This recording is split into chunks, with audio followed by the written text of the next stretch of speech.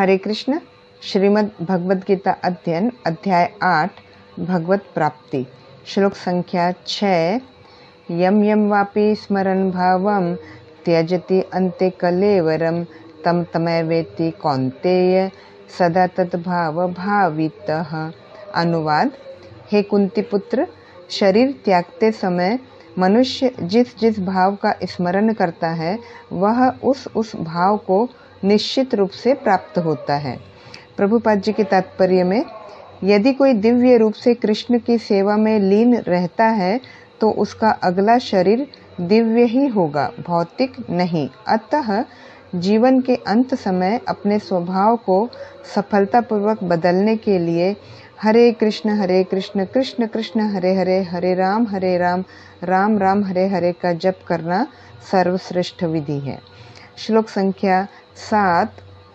तस्मात् सर्वेषु कालेषु माम अनुस्मर युध्य च मयि अर्पित मनः बुद्धि माम एव एष्यसि असंशयः। अनुवाद। अतएव हे अर्जुन, तुम्हें सदैव कृष्ण रूप में मेरा चिंतन करना चाहिए और साथ ही युद्ध करने के कर्तव्य को भी पूरा करना चाहिए।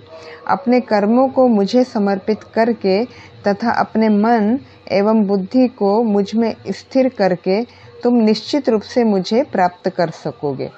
प्रभुपाद जी के तात्पर्य में, भगवान यह नहीं कहते कि कोई अपने कर्तव्यों को त्याग दे। मनुष्य उन्हें करते हुए साथ साथ हरे कृष्ण का जप करके कृष्ण का चिंतन कर सकता है। श्लोक संख्या 8।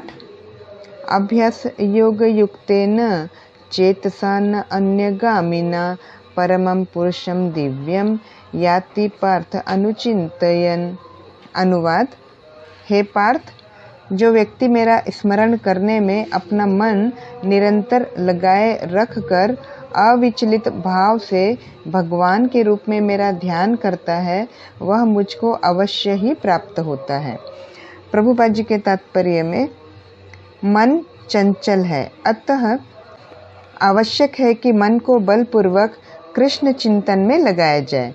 प्रायः उस एक प्रकार के कीट का दृष्टांत दिया जाता है जो तितली बनना चाहता है और वह इसी जीवन में तितली बन जाता है। इसी प्रकार यदि हम निरंतर कृष्ण का चिंतन करते रहें तो यह निश्चित है कि हम जीवन के अंत में कृष्ण जैसा शरीर प्राप्त कर सकेंगे। श्लोक संख्या 9। कविं पुराणम अनुशासितारम अणोः अणीयां सम अनुस्मरेत यः सर्वस्य धातारम अचिन्त्य रूपम आदित्यवर्णम तमसः परस्तात्। अनुवाद। मनुष्य को चाहिए कि परम पुरुष का ध्यान सर्वज्ञ, पुरातन, नियंता, लघुतम से भी लघुतर, प्रत्येक का पालन करता, समस्त भौतिक बुद्धि से परे, अचिंत्य तथा नित्य पुरुष के रूप में करे। वे सूर्य की भांति तेजवान है और इस भौतिक प्रकृति से परे दिव्य रूप हैं। प्रभुपाद जी के तात्पर्य में, भगवान कवि हैं, अर्थात वे भूत, वर्तमान तथा भविष्य के ज्ञाता हैं, अतः वे सब कुछ जानने वाले हैं। वे प्राचीनतम पुरुष हैं क्योंकि वे समस्त वस्तुओं के उद्गम हैं। प्रत्येक वस्तु उन्हीं से उत्पन्न है। वे मनुष्यों के पालक तथा शिक्षक हैं। वे अणु से भी सूक्ष्म हैं। ईश्वर की शक्ति हमारी कल्पना या विचार शक्ति के परे है, इसलिए अचिंत्य कहलाती है। श्लोक संख्या 10। प्रयाण काले मनसा चलेन भक्त्या युक्तो योग बलेन चैव भ्रुवोर मध्ये प्राणमावेश्य सम्यक स तं परम पुरुषमुपैति दिव्यम।